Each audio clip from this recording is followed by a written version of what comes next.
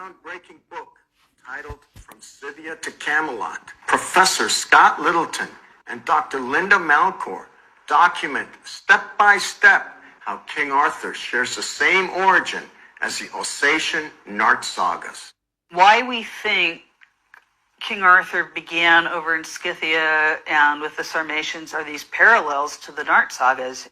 The Nart sagas are the ancestral myths of a people living in the Caucasus Mountains of southern Russia, known as Alsatians.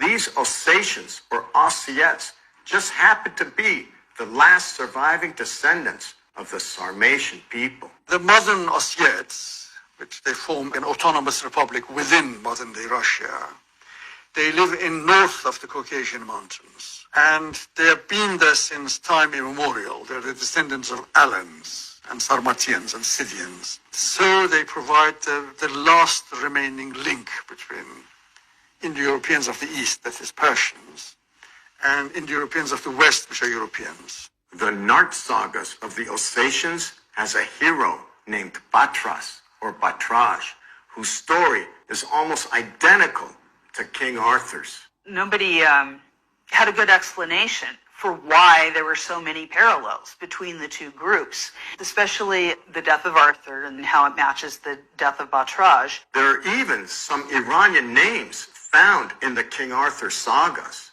You have names that show up in Iranian languages, and one of them is Lancelot's father, King Ban. That means leader, and we know that because one of the kings that Marcus Aurelius made a treaty with was Banadashpus, horse leader.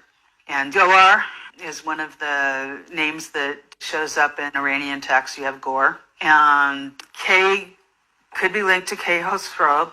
But proving that King Arthur was originally an Iranian hero was not received kindly by some in the West, especially in Britain and the United States. The Brits and the Americans, what we think happened is they don't want to lose their hold on King Arthur. It's their national tale, and it got tied up in this whole Celtic movement where people are thinking of themselves as Celts and new Druids and stuff like this.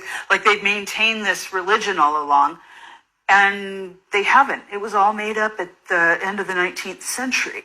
And so us coming out with saying these stories really go back to an Indo-Iranian speaking people was not a popular thing in the English speaking world.